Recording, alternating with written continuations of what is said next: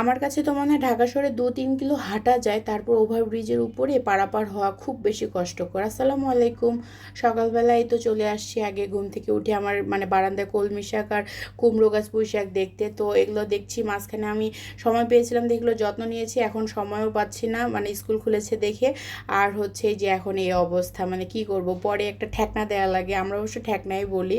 তো এই ঠেকনা মানে দিতে গিয়ে কি দিব ভেবে পাচ্ছিলাম না। তারপরে যে আমার একটা এক্সট্রা বেলুন ছিল একটু মানে চিকন দেখে, সেটাই আমি দিয়েছি। তারপরও জানি না কি হবে। এত সুন্দর গাছগুলো, মানে আসলে আমি না যে কোনো গাছ মানে আমি লাগালে সে যেখানে হোক, আমি ছোটোবেলা থেকেই দেখেছি সাথে সাথে হয়ে যায়।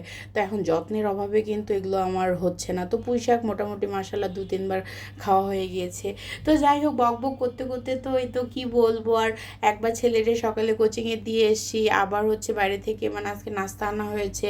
সকালবেলা বুয়ার আর কি মানে মেয়ে মেসেজে বললো যে তার মা আসবে না। তো কি আর করার, এত মানে বাচ্চাদের স্কুল খোলা থাকলে এত ঝামেলা নেওয়া যাবে না। তো তারপরে তো নাস্তা টাস্তা শেষ করে এদিকে তো আকাশ কোনোভাবেই ভালো হচ্ছে না, সকাল থেকে বৃষ্টি আর বৃষ্টি, মানে কি বলবো আর। তো যাই হোক, এর মাঝে আমাদের জীবন চালিয়ে যেতে হবে, কিছু করার নেই। তো দুপুরবেলায় তো মানে কি বলে এটা, ছোটো মাছ বেগুন দিয়ে একটু মানে মাখা মাখা ঝোল করেছি।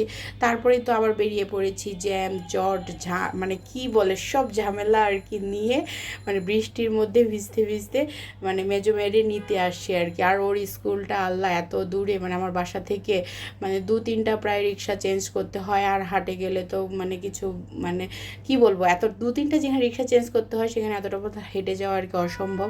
তো যাই হোক, যাওয়ার পথে মাঝে মধ্যে মনে হলো যে একটু মানে ভিডিও ক্লিপ নিয়ে ফেলি, কি করব আর, মানে ভিডিওটা তো রেডি করতে হবে। আর এখন তো সারা দিন আমি আর ভিডিও দিতে পারতেছি না, মানে কি বলবো যে। তো যাই হোক, এখন তো আমি মানে মেয়েকে যখন নিতে যাচ্ছিলাম তখন রিক্সা পেয়েছি। আর আমার মেয়ের স্কুলটা এমন এক জায়গায় মানে বলার মতো কিছু নেই, মানে হাতে গোনা কয়েকটা শুধু যানবাহন পাওয়া যাবে প্রাইভেট মানে গাড়ি ছাড়া, মানে খুব কষ্টকর আর কি আসলে এখানে স্কুলে যাওয়া আসা করাটা। তো যাই হোক, এদিকে মেয়েকে নিয়ে এখন মানে বাসায় ফিরবো। এই সময় দেখি আর কোনো রিক্সা নেই, কিছু নেই, বাস তো ওখানে থাকেই না, থামেই না, মানে রিক্সাতেই আসতে হয়, যাওয়া আসা করতে হয়।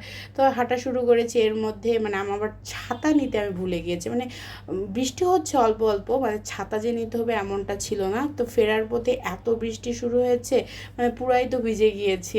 তো এইভাবে মানে হাঁটা দিয়েই শুরু করলাম যে হাঁটি, এখন মেয়ের শো আসি। হাঁটতে হাঁটতে মেয়েকে বলি যে তুমি হচ্ছে একটু অপেক্ষা করো বা আমি অপেক্ষা করি, বলে না এভাবে ভিজে ভিজে যাব, কি আর করার। এই যে শুরুতে বলেছিলাম এই ব্রিজ, আল্লাহ এই সেনাবাহিনীর এই ব্রিজগুলো এত বড় বড় উঁচা উঁচা, মানে উঠানামা করতে আমার অবস্থা খারাপ হয়ে যায়।